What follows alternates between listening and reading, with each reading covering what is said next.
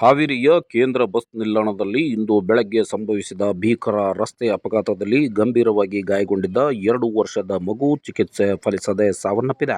Haveri bus ನಿಲ್ದಾಣದ ಸವಣೂರು ಪ್ಲಾಟ್ಫಾರ್ಮ್ನಲ್ಲಿ ಪ್ರಯಾಣಿಕರು ಬಸ್ಗಾಗಿ ಕಾಯುತ್ತಿದ್ದಾಗ ಚಾಲಕನ ನಿಯಂತ್ರಣ ತಪ್ಪಿದ ಬಸ್ ಏಕಾಏಕಿ ಜನರ ಮೇಲೆ ನುಗ್ಗಿದೆ. ಬಸ್ ಬರುತ್ತಿದ್ದಂತೆ ಅದು ಯಾವ ಊರಿಗೆ ಹೋಗುತ್ತದೆ ಎಂದು ಬೋರ್ಡ್ ನೋಡಲು ಹೋದ ಪ್ರಯಾಣಿಕರಿಗೆ ಬಸ್ ಬಲವಾಗಿ ಡಿಕ್ಕಿ ಹೊಡೆದಿದೆ.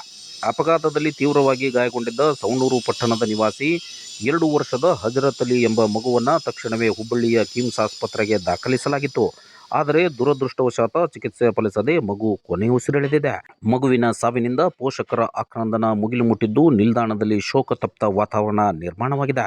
ಈ ಘಟನೆಯಲ್ಲಿ ಬಂಕಾಪುರ ಪಟ್ಟಣದ ನಿವಾಸಿಗಳಾದ 44 ವರ್ಷದ ವಾಸುದೇವ, 39 ವರ್ಷದ ಕಾವ್ಯಾಂಜಲಿ ಹಾಗೂ 6 ವರ್ಷದ ಹರ್ಷ ಗಂಭೀರವಾಗಿ ಗಾಯಗೊಂಡಿದ್ದು, ಗಾಯಾಳುಗಳಿಗೆ ಹಾವೇರಿ ಜಿಲ್ಲಾ ಆಸ್ಪತ್ರೆಯಲ್ಲಿ ಚಿಕಿತ್ಸೆ ನೀಡಲಾಗುತ್ತಿದೆ. ಘಟನಾ ಸ್ಥಳಕ್ಕೆ ಪೊಲೀಸರು ಭೇಟಿ ನೀಡಿ ಪರಿಶೀಲನೆ ನಡೆಸಿದ್ದಾರೆ. ಚಾಲಕನ ಅಜಾಗರೂಕತೆಯೇ ಈ ಅಪಘಾತಕ್ಕೆ ಕಾರಣ ಎನ್ನಲಾಗುತ್ತಿದ್ದು, ಈ ಕುರಿತು ಹೆಚ್ಚಿನ ತನಿಖೆ ನಡೆಯುತ್ತಿದೆ. ಸಾರ್ವಜನಿಕರು ಬಸ್ ನಿಲ್ದಾಣದಲ್ಲಿನ ಸುರಕ್ಷತಾ ಕ್ರಮಗಳ ಬಗ್ಗೆ ಆಕ್ರೋಶ ವ್ಯಕ್ತಪಡಿಸಿದ್ದಾರೆ.